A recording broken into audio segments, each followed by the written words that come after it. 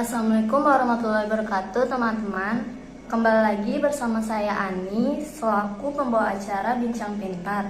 Beberapa menit ke depan kita akan ngobrol bareng nih dengan salah satu guru yang mengajar di salah satu sekolah dasar, yaitu Sekolah Dasar Negeri Pulau Gebang 07. Beliau adalah Ibu Sri Mujiarti SAG. Selamat sore Bu Sri. Selamat sore. Bagaimana kabar Ibu hari ini? Alhamdulillah sehat. Alhamdulillah ya Bu.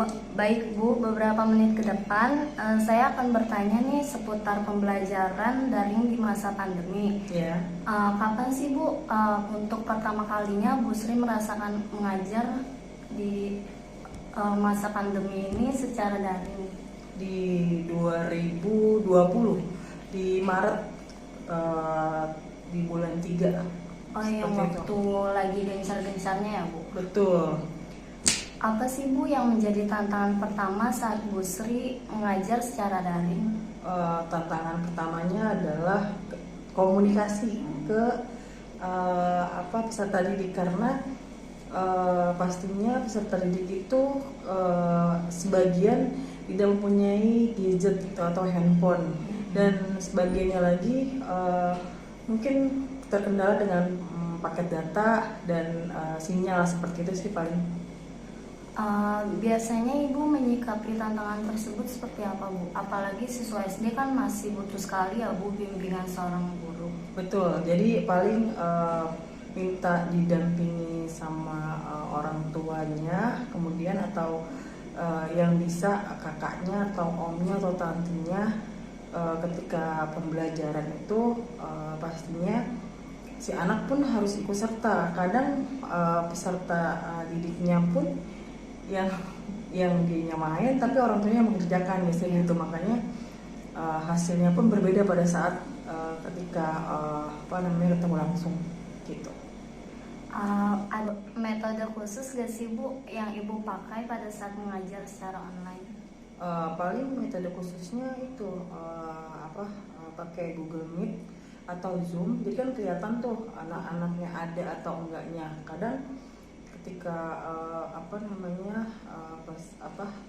pembelajaran daring itu, kalau memang hanya lewat grup aja, itu biasanya orang tuanya, kakaknya atau siapa yang ngerjain, anaknya mah di mana, itu ada 1% gitu. Ya benar sih Bu. Kira-kira dalam sehari itu bisa menghabiskan berapa waktu untuk mengajar? Untuk yang pembelajaran daring sebenarnya sih lebih cepat, karena mungkin ya tadi kalau memang nggak secara langsung lihat di Google Meet atau Zoom, itu kan lewat grup tuh pasti kita nginfoinnya soal atau latihan, dan itu cepet banget ngerjainnya. Itu pasti kita udah mengira itu pasti yang ngerjain itu orang tua atau kakak atau yang lainnya gitu. Kalau belajar daring kan otomatis yang seperti Ibu bilang tadi, komunikasi kan melalui WhatsApp grup ya Bu. Pernah nggak sih Bu ngalamin miskomunikasi sama siswa? Pasti pernah, karena kadang itu handphone handphone orang tuanya kan, dan ada beberapa emang handphone milik pribadi si murid itu sendiri, tapi kebanyakan handphone punya orang tuanya, entah mungkin pas lagi di kantor atau lagi dipakai untuk bekerja, atau dia driver online atau apa. Jadi ya itu terkendalanya itu gitu, jadi nggak langsung cepat. Paling ada yang bilang, nanti ya Bu saya kerja dulu karena handphone dibawa sama orang tuanya. Gitu. Berarti bergantung sama orang tua juga. Betul. Betul. Tindakan seperti apa yang Ibu Sri ambil ketika terjadi miskomunikasi? Tindakannya pastinya setelah itu kan ada nilai kan, ada untuk ngumpulin tugasnya kan, dilihat tuh hari itu. Misalnya soal saya keluarkan jam 6:30. Nah itu ditunggu sampai jam 2. Kalau jam 2 lewat udah nggak ada hasilnya, pasti otomatis sore saya info nih nama-nama anak-anak yang sudah mengerjakan gitu, dan pasti ditulis di grupnya. Yang belum mengumpulkan, harap mengumpulkan, ditunggu sampai hari itu gitu. Baik Bu, bagaimana sih pandangan Ibu terhadap pendidikan di masa pandemi, di mana siswa kan harus belajar jarak jauh nih, dan guru pun harus mengajar tanpa adanya kontak langsung dengan siswanya. Menurut Ibu itu efektif atau tidak metode belajar seperti itu? Sangat kurang efektif karena tadi gitu kan, maksudnya miskomunikasi saat di kelas aja banyak yang nanya baru dijelasin, baru 5 menit atau 10 menit dijelasin, Bu ini Masya Allah oke, gitu kan. Kalau apa ya, memang namanya anak-anak kan apa ya, ya baru selesai dijelaskan, ada beberapa persen orang yang memang mungkin ya ada ketergantungan sama orang tua atau sama si guru atau apa, jadi nanya padahal udah tahu dijelasin ini tapi masih tetap ini tadi gimana ya Bu, nomor berapa ya Bu, Masya Allah gitu deh. Apalagi yang tadi dibilang daring, dan itu tuh missnya luar biasa gitu kan. Apalagi kalau sinyalnya lagi nggak bagus ya. Betul, betul, betul. Gimana sih Bu cara Ibu nih ngebangkitin semangat siswanya agar tetap semangat belajar walaupun secara daring?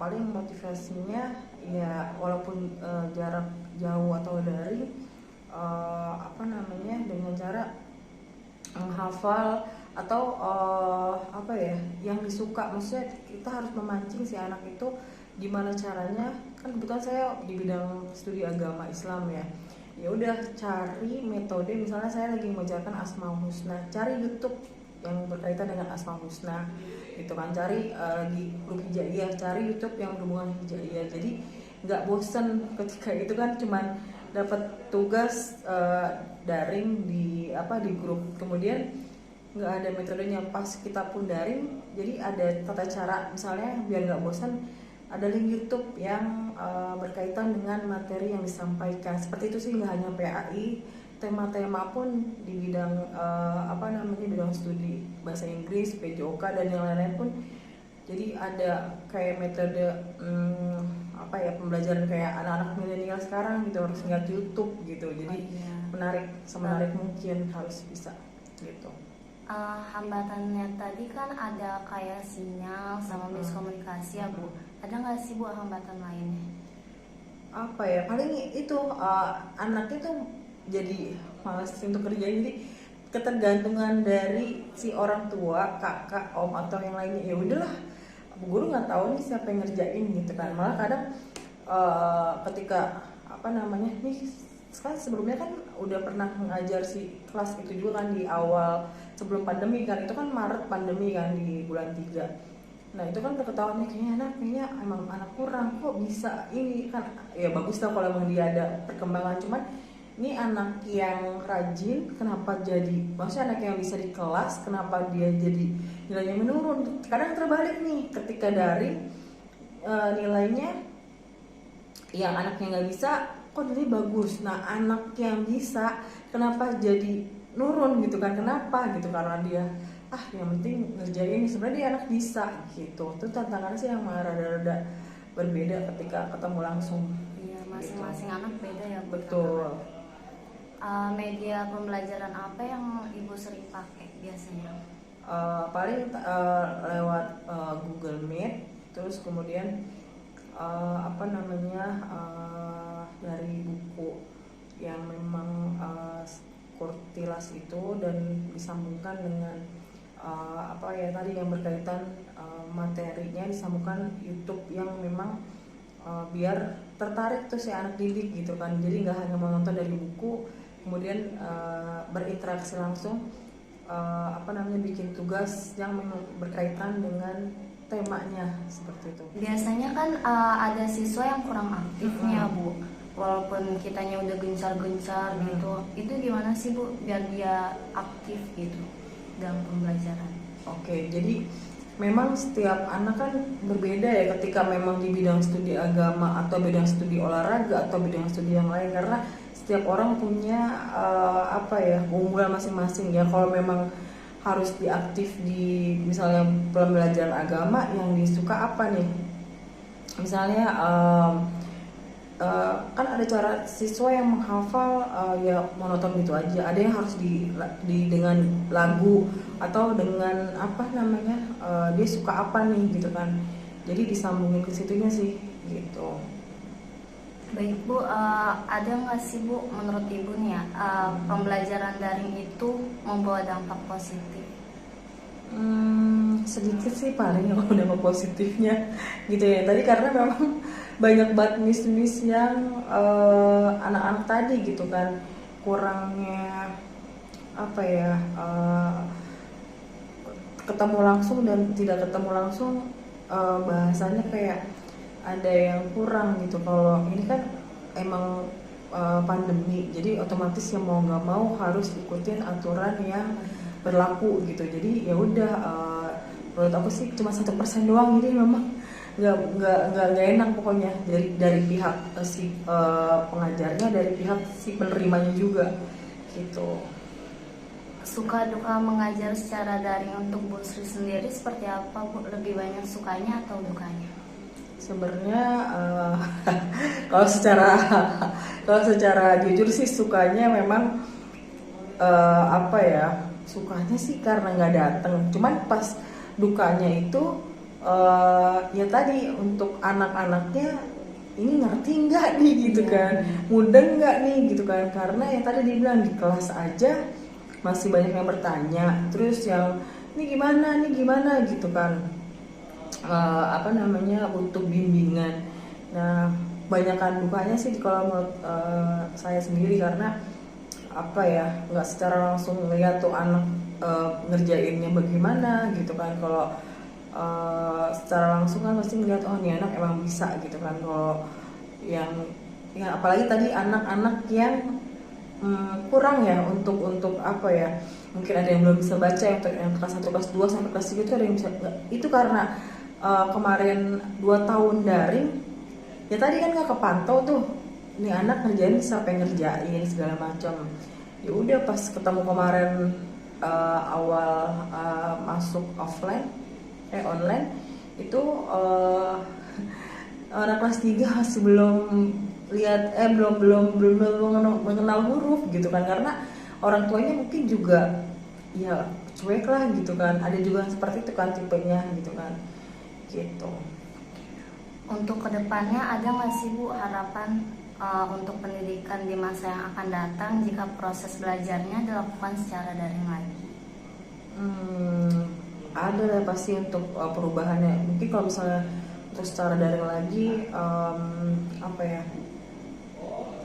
perangkat belajarnya dari sekolah memang harus dipersiapkan, karena kemarin kan memang kita nggak tahu, pendidikan baru pertama kali juga kan, dari sampai 2 tahun gitu kan, agak sempet maju mundur dari pihak pendidikannya juga kan. Cuman gimana caranya nih anak bisa tetap berlangsung belajar standby jam setengah 7 sampai jam berapa, misal jam 9 untuk kelas 1 sampai kelas 3, dan kelas 6 4, 5, 6 harus standby dari jam setengah 7 sampai jam 11 atau jam 12. Itu kan nggak mungkin banget, pasti ada yang bangunnya kesiangan lah, yang datang langsung aja nih seperti itu, apalagi daring gitu kan gitu. Iya Bu, biasanya kalau daring itu kan kita nggak tahu kondisinya ya. Baik Bu Sri, terima kasih atas kesempatan dan waktu yang diberikan sehingga saya bisa ngobrol langsung dengan Ibu Sri. Terima kasih juga Bu Sri sudah berkenan menjadi narasumber di Bincang Pintar kali ini. Sukses selalu ya Bu dalam mengajar siswanya. Terima kasih, sukses juga untuk Ani biar semuanya lancar. Amin. Gitu. Cukup sekian Bincang Pintar kali ini. Jika ada kata yang salah selama saya berbicara, saya mohon maaf. Sampai bertemu di Bincang Pintar selanjutnya. Wassalamualaikum warahmatullahi wabarakatuh. Waalaikumsalam.